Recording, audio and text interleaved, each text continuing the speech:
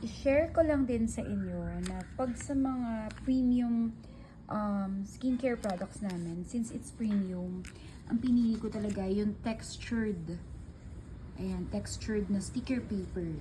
So, parang siyang sa Jo Malone. Ayan o, textured talaga siya.